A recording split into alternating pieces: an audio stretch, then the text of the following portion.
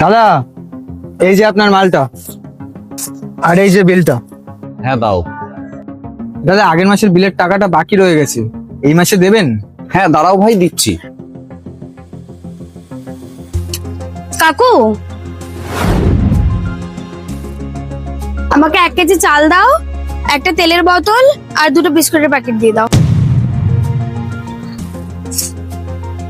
চিন্তা করো না কাকু, আমার কাছে টাকা আছে। তুই এইটুকু মেয়ে 500 টাকা কোথায় পেলি?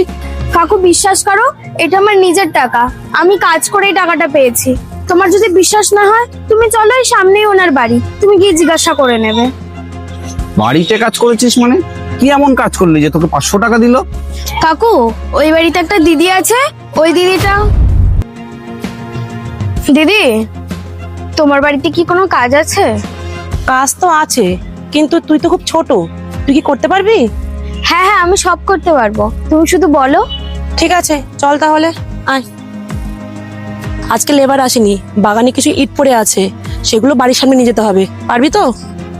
হ্যাঁ হ্যাঁ দিদি, পারবো। ঠিক আছে চল। দেখ, এখানে যতগুলো ইট আছে সবগুলো ইট কিন্তু তোকে নিতে হবে। যদি নিতে পারিস তোকে আমি 500 টাকা দেবো। 500 টাকা? হ্যাঁ হ্যাঁ দিদি, আমি এই ইটগুলো নিয়ে তোমার বাড়ির ওখানে রাখছি।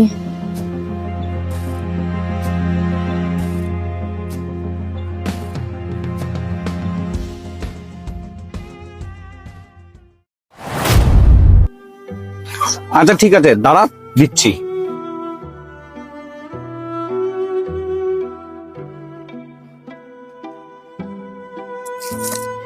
কিরে, তোর বাড়িতে কে কে আছে রে? কাকু, আমার বাবা ছোটবেলাতেই মারা যায়। তোর বাবা নেই? মা আর ছোট একটা বোন রয়েছে। মায়ের শরীর খুব খারাপ। তোর মা কোনো কাজ করে? মা একটা বাড়িতে কাজ করতো, কিন্তু এখন শরীর খারাপের জন্য কাজে যেতে পারছে না। ও, বাড়িতে কোনো খাবার দাবার নেই, এই জন্য আমি কাজ করে এই খাবার দাবার গুলো নিয়ে যাচ্ছি। এগুলো নিয়ে গেলে মা আর বোন কিছু খেতে পারবে।